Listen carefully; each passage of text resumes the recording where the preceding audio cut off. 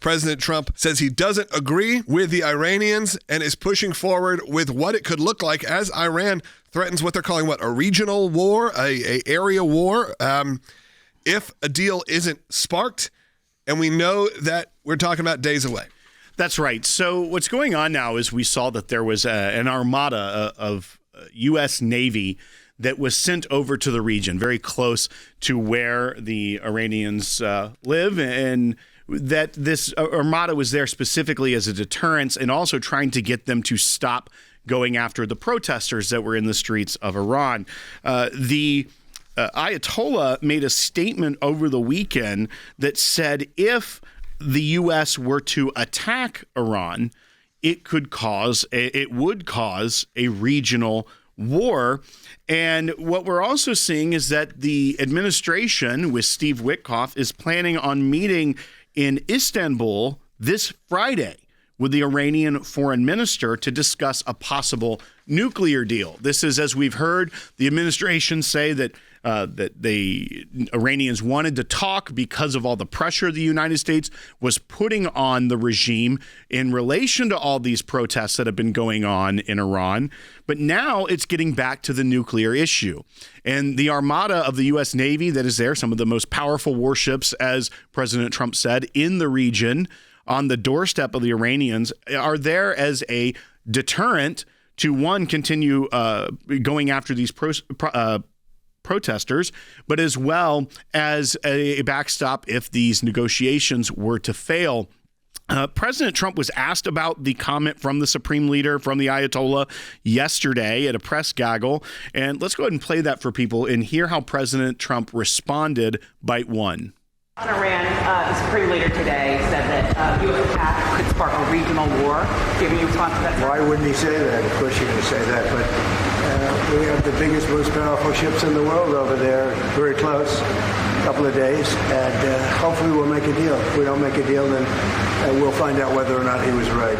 So we will have our ships there. We have a meeting in a couple days. Hopefully we'll make a deal.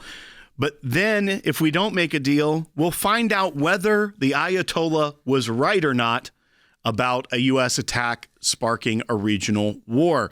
The threat, obviously, there from the president that if the Iranians aren't able to make a deal, that a U.S. attack could be imminent. Remember, the Trump administration, through Steve Witkoff and through Jared Kushner and many of these other individuals, were negotiating with the Iranians over their nuclear program last summer. And then we remember the 12-day war between Israel and Iran, which kind of culminated with the United States bombing the nuclear sites of Iran. That was when we knew that the talks were not progressing. They were just a stall tactic by the Iranians, as is expected. But the Trump administration was giving them the benefit of the doubt. And when they gave him, the Iranians, a deadline, like, listen, we have a hard out at this point. Like, we are going to say no more. And what did the United States do? They made good on their promise to do something about it and bombed the nuclear sites. Now, this is a little different, but it has gotten the Iranians to kind of come back to the table, because this all sparked with those protests that began in late December. We're now in February. They dominated the news. They at first were not talked about at all. Then they kind of rose into the news, and now we're not hearing about it as much because of domestic issues. That's the news cycle. But what we were hopeful for was that the Iranian people themselves could overthrow the tyrannical death cult that has been in leadership since the 70s there. And what we're now seeing, and this is kind of a concern, and I want to also get people's thoughts on this, is that now that the Iranians are saying, hey, let's have a nuclear deal talk again on Friday, President Trump is still being very strong with them. He sent an armada of ships, a large group of some of the most powerful Navy ships off into the region, not far from Iran, where strikes could be made against the Iranians if the president decides to make that call. The president said he was going to stand up for the protesters. Now the Iranians are dangling this nuclear issue again, hopefully not taking the administration, the Secretary of State, and the president, their eye off the ball here. Because the nuclear issue, the Iranians had already balked at and not gotten to a amenable place with the administration last summer. But now they're wanting to have this talk in Istanbul on Friday. I don't want this to derail what the people of Iran have started there. Because one of the biggest criticisms we had of the Obama administration was their nuclear deal, which was awful. It wasn't a good deal. I do trust that anything the president would put forward would be a lot stronger than what the Obama administration did. However, what did that deal do? It, in a way, legitimized the Iranian regime for a lot longer than it should have in the wake of the Green Revolution, which was something that was the other time in history we were closest to seeing the people overthrow the government. We have a call basically on that exactly. Let's go to Tom in West Virginia. Tom, go ahead. Yeah, thank you for taking my call. Obviously, in 2009, Hussein Obama pretty much gave lip service to a popular revolt that went on with the Persian people of Iran. And I have no ill will to the people of Iran. I have ill will to the Islamists that run that country since 1979, have said death to Israel, death to America. And as the great poet laureate Maya Angelou once said, when somebody tells you who they are, believe them. When the news cycle moves off of Iran, I feel like the American people do as well. They forget about what's going on around the world. It feels like the American people, according to the news, according to the mainstream media, have the attention span for one story and one story only at a time. I don't believe that to be the case. You know how we do this show. Each and every day is different, and often the show has multiple topics in one day. I think that you all can walk and chew bubble gum at the same time.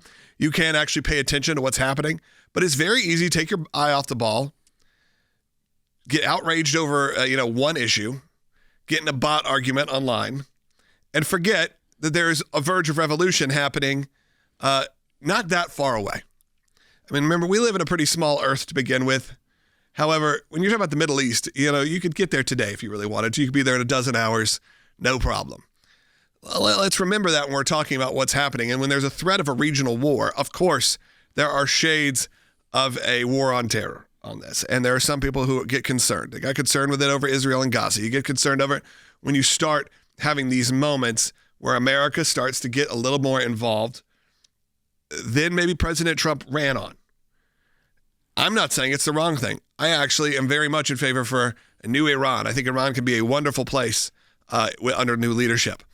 So when a deal starts getting struck and people start talking about that, sure, I am all for protecting American lives, protecting troops, but when it starts to go at the potential shelving of a revolution that could lead to an enormous amount of human lives saved in the long run, it is a little concerning. Well, but to that point as well, what the Trump administration has long said their demands are of Iran will never agree to. Right. So I really don't think a deal then we get into war with that's Iran be is possible. Thing. Right. Well, and once again, that's where President Trump is saying, we'll see if it sparks a regional war. Because it didn't spark a regional war when we bombed your nuclear sites. Is it empty threats? And right. And I think that what you've also seen is how diminished Hezbollah is, how diminished the Houthis are, how diminished Hamas are.